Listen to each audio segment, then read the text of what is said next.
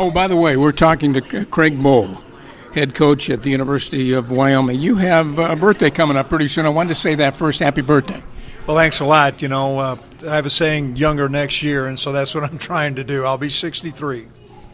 You played at Nebraska. We talked about this before. Coached there for 8 seasons. You guys had a couple of national championships.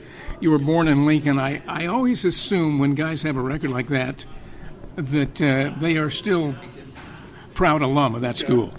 Well, I certainly am. And Scott Frost was a quarterback that played for us while I coached there, and we won a national championship when Scott was a player. I still have many friends there and wish the Huskers the best this fall. I saw Frank Solich retired the other day. Did you coach with him? I certainly did. I spent a lot of years. Actually, Frank and I started. He was a freshman coach, and I was a defensive coordinator many years ago. He had a great career, and he's appointed a dear friend of mine, Tim Alvin, to be the new head coach. So I want to wish Frank the best as he goes into retirement. Wyoming 2-4 last year, and a very discombobulated season for all of us. What was that good for a year ago? Well, I think it showed that we were going to celebrate college football. By hook or crook, we were going to play, and our players embraced the challenge. It was the most challenging year I ever had as a coach with so much uncertainty.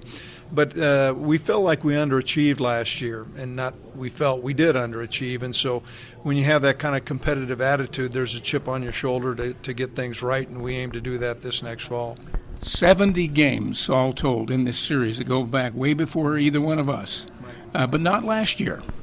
No, it was disappointing, but last year was like a bad movie. And so that's behind us. We're excited about our rivalry with Utah State.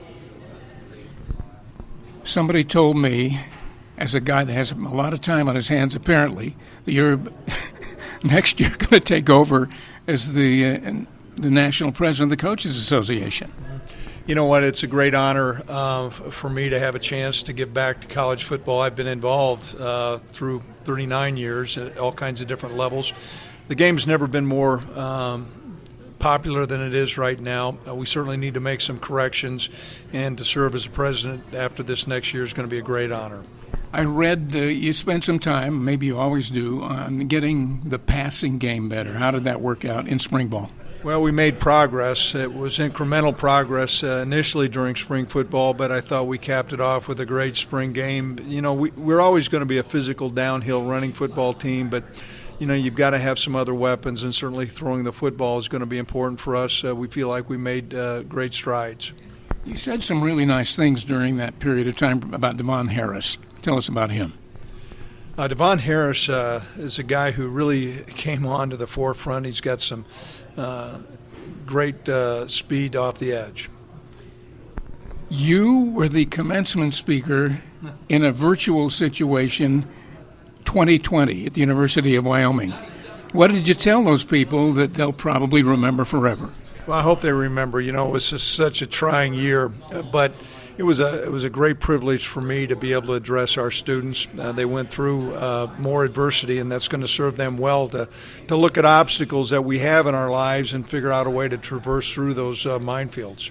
What would you say is a key thing that will, if it happens, will make Wyoming football pretty good this year? Well, I think one of the things we need to do, we need to execute, but we got to stay healthy. There's tremendous balance in our league. I think everybody has an opportunity to win the championship, but to stay healthy and really galvanize is going to be important for us.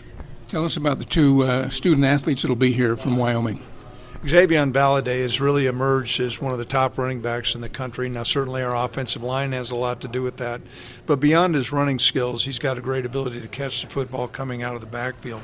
We'll utilize him in different places this fall. Chad Muma, has put on probably about 20 pounds of lean muscle mass. He's got great explosion. He's an engineering major. He's smart. We've been fortunate to have several linebackers that have been on our squad to play in the NFL. Chad fits right in that mold. One other thing, do you have any kind of coaching history against Blake Anderson?